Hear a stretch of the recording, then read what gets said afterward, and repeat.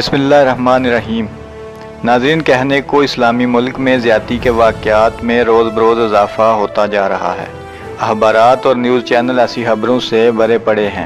ابھی ان دنوں لاہور میں مفتی عزیز الرحمان کی طالب علم کے ساتھ بدفعلی کا چرچا تھا، اور یہ شور ابھی کم نہ ہوا تھا کہ اسلام آباد میں اسلامی یونیورسٹی سے دل ہراش واقعہ خبروں کی زینت بن گیا۔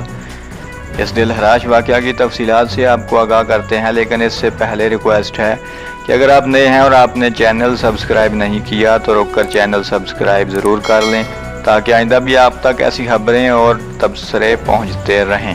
اسلام آباد کی بین الاقوامی اسلامی یونیورسٹی میں قائد اعظم یونیورسٹی کے 24 سالہ طالب علم کے ساتھ اجتماعی زیادتی کی گئی۔ متاثرہ طالب علم اپنے اخراجات پورے کرنے کے لیے پارٹ ٹائم ڈیلیوری بوائے کے طور پر بھی کام کرتا ہے۔ یونیورسٹی کے ریکٹر ڈاکٹر معصوم یوسف زئی سے رابطہ کیا گیا۔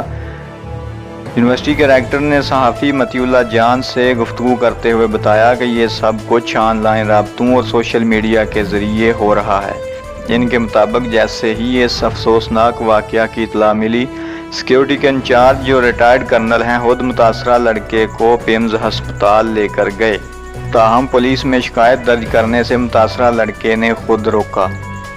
ریکٹر نے تسلیم کیا کہ ایک ملزم 1 ماہ سے یونیورسٹی میں غیر قانونی طور پر رہائش پذیر تھا اور اس معاملے کی انکوائری بھی کی جا رہی ہے۔ انہوں نے غفلت برتنے پر سیکیورٹی اور ہاسٹل کے وارڈنز پہ دیگر عملے کو غفلت اور لاپرواہی کا ذمہ دار قرار دیا۔ یونیورسٹی کی انتظامیہ نے مبینہ طور پر ملزمان طلباء کے خلاف پولیس میں شکایت درج کرانے سے متاثرہ طالب علم کو روکا، جبکہ ڈسپلنری کمیٹی کے ذریعے دونوں کو فوری طور پر معطل کر دیا گیا۔ یہ واقعہ 17 اور 18 جون کی درمیانی شب پیش آیا۔ تھانہ سبزی منڈی پولیس نے رابطہ کرنے پر بتایا کہ ان کے پاس کوئی شکایت کنندہ نہیں آیا۔